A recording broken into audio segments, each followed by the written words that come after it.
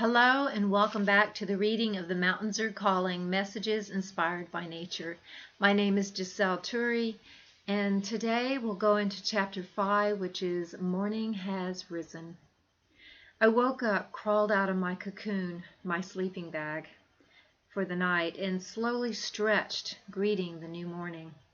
I looked around inside the teepee, my eyes landing on my husband and his precious little baby boy, our 110-pound Great Dane lab. They both looked so content and warm in their own cocoons. Yes, Sebastian, our dog, has his very own sleeping bag. I gathered a couple more logs and started the fire from the embers which burned down through the night. It was most definitely chilly. My breath proved it as I would exhale.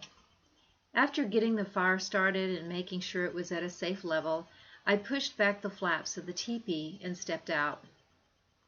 My eyes began scanning all of God's precious gifts of nature. My ears tuned in to the wondrous sounds all around me. I spotted icicles on the ground nearby where water had been running the night before.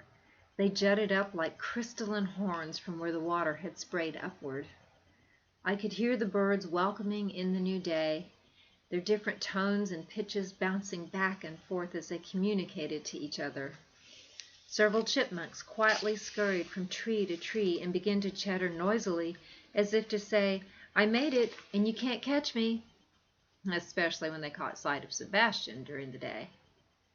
The sight of the mountains standing so tall and proud were also a comforting sight to glance at upon awakening.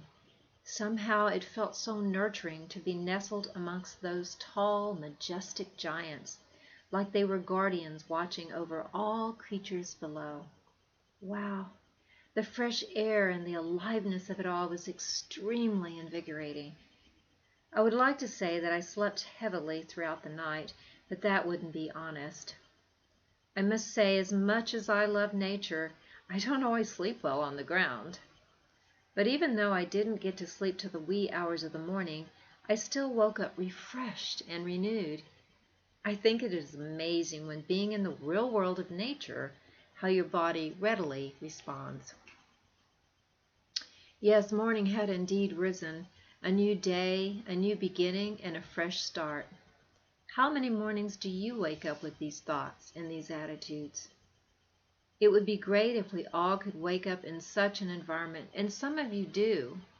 But for those who don't, why not improvise?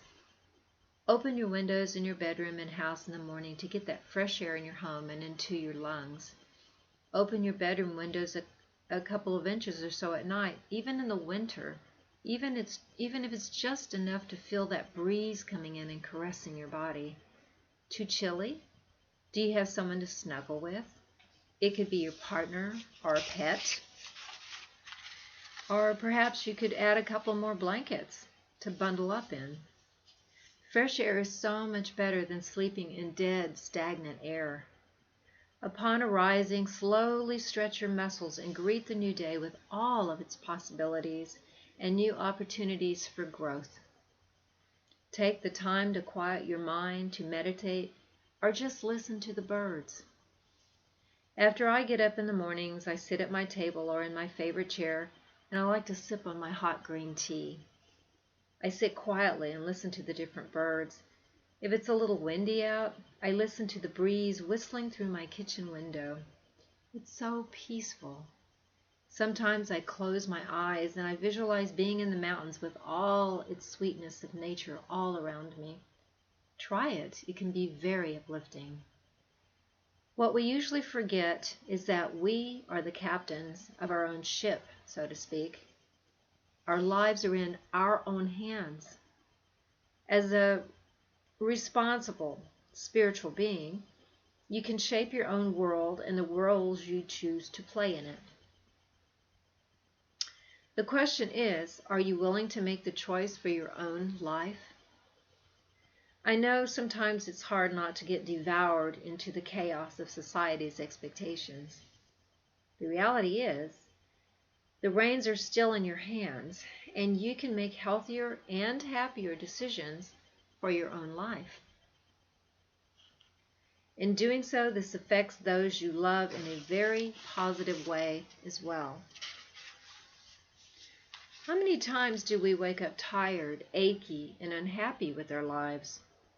I'll be the first to admit I've been there, and guess what? It's okay to feel that way. Just be careful not to drown in it. Again, we have control over our own lives. We can change the way we feel through a change in our attitude.